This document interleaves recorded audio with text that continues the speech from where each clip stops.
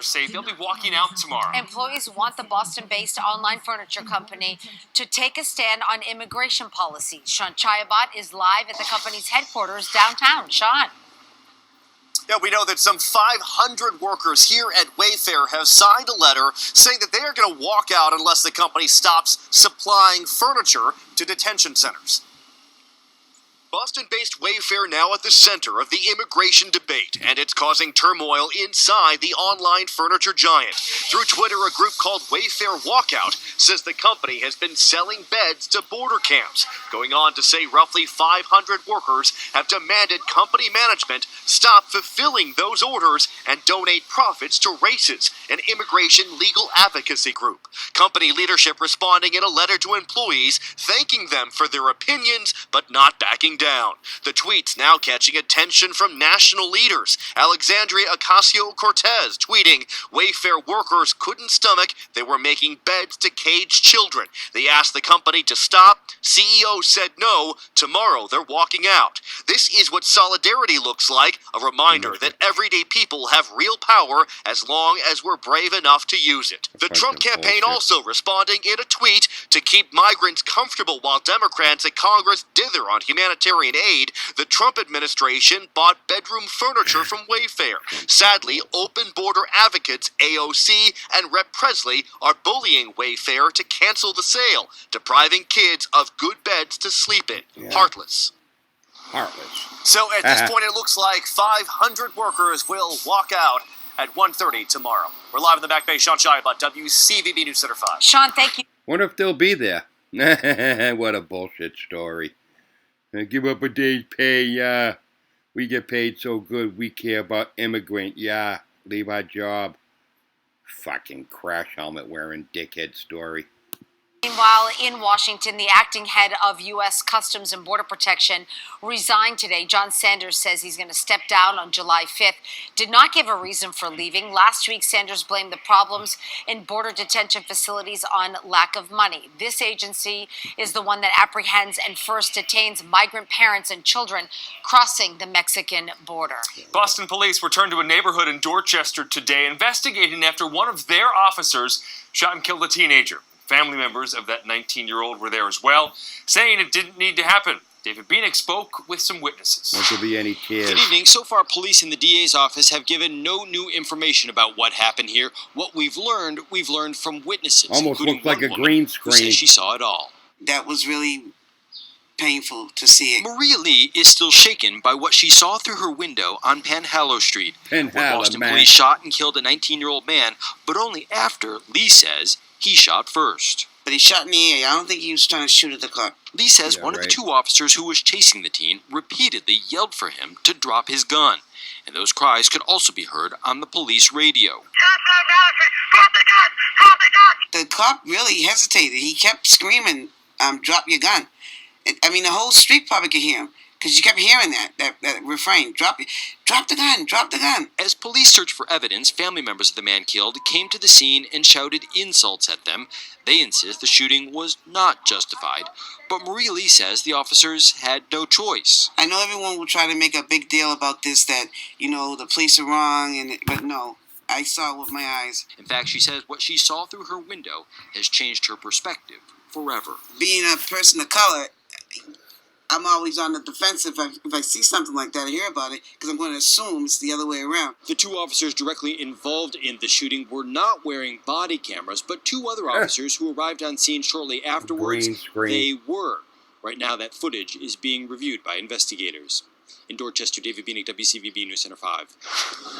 I'm John Atwater at City Hall, where leaders this afternoon are discussing efforts to reduce violence over the summer.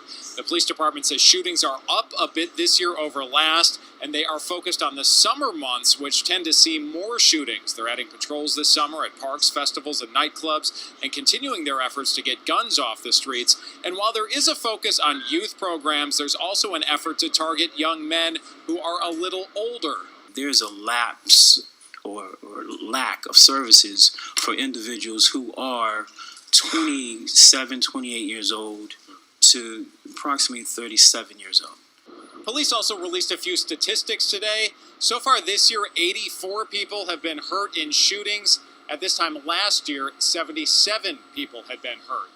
At Boston City Hall, John Atwater, WCVB News Center 5. Tonight, we're learning about new crashes involving that driver blamed for that deadly one in New Hampshire. 7 motorcyclists all killed last Friday in the North Country. Today, some of the riders who survived that crash spoke outside of court where the driver was supposed to appear. Todd Kaskiewicz was there. Survivors came here today expecting an arraignment. They wanted to attend the hearing as part of their healing process. That did not happen. But they and we did get some answers and learn more about the driver in this case. Mr. Volodymyr Zhukovsky of West Springfield, Massachusetts, was formally charged with 7 counts of negligent homicide this morning in the Coas Superior Court. 23-year-old Vladimir Zhukovsky is seen here yesterday in court in Springfield, Massachusetts, following his arrest earlier at his apartment in West Springfield. He waived his arraignment this afternoon in Coas County Superior Court, but some of the motorcyclists who survived the crash he's accused of causing did come to court, anticipating the hearing. The intention was to be part of this hearing as part of their healing process. Merrimack County Sheriff Scott Hilliard spoke on behalf of the group. He was also the boss of one of the 7 victims, Mike Ferrazzi, who joined the sheriff's office 1 year ago. The guy looks like the fucking space shuttle astronaut Kelly, doesn't he? He does, really. Ferrazzi was also a retired Plymouth, Massachusetts police officer. Sure he was. If you met Mike, 5 minutes later, you'd know. He's a together guy, and he's very sincere. He's very proud. Also today at the courthouse, strangers, touched by the tragedy, came and planted handmade flags with photos of the victims. New Hampshire authorities are not saying why they believe Zhukovsky lost control of a Dodge pickup truck and trailer Friday night on Route 2 in Randolph, causing the crash that killed the 7 motorcyclists. Sure. This was a very complex crash scene, a complex collision. Zhukovsky is now being held without bail. We learned today that the crash on Friday was his 4th interaction with police this year alone. Reporting at Coas County Courthouse in Lancaster, New Hampshire. Wonder Todd what that Kaskiewicz, means, right? WCVB News Interacting Center with 5. police. Boston police continue to investigate how this Nesson trailer ended up on top of an SUV in Brighton, injuring the 2 people inside. Boston Fire originally said the victims had non-life-threatening injuries, but the family of the man who was driving that SUV, Jean-Wilfred Duvalier, says the 50-year-old is now in critical condition. Aww. He has a broken arm and some other injuries such as broken ribs and laceration on his liver. I just saw that it was a Nesson truck, and it clearly came off the trailer detached from the truck itself. How it happened, I don't know. Yeah. In a statement, Nesson says the trailer was carrying the portable production stage, which is used for their pre- and post-game shows, and was heading back to Watertown by their regular towing company. Fall River's mayor will head to trial next February. Jaciel Correa is under federal indictment on wire and tax fraud charges. That's in connection with his app startup. He has pled not guilty. His trial will begin February 24th, 2020. He survived that recall election back in March. He is also seeking a 3rd term in office. The family of a woman killed 19 years ago pleading with a parole board today to keep that mother's convicted killer behind bars. George Powers was 16 years old when he shot and killed Lisa Costa at Memorial Park. Powers is now 35 years old and apologized to the victim's family. He says he's accepted responsibility for what he's done, but her daughters say they don't feel Powers has any remorse and should not be released. It's so emotional, having to relive it. I relive it a little bit every day, but something like this, it just takes a toll. And, you know, the feelings can't be expressed, really. Why not? It's now up to the parole board to decide what is next for Powers. While in Iraq, he saved his entire platoon. Today, he received the country's highest military honor. Ahead the dangerous situation, he helped his fellow soldiers survive. Harv. And we're still dealing with rain in parts of our area. In fact, it's inching closer to Boston. We'll let you know what that means for the rest of the night, and then we'll take a look at the rest of the week. All right, Harvey, the government is going after those robocallers, the stunning number of calls only a few dozen operators are responsible for. All bullshit fucking news. That's all it is. That's all it is. It's all bullshit.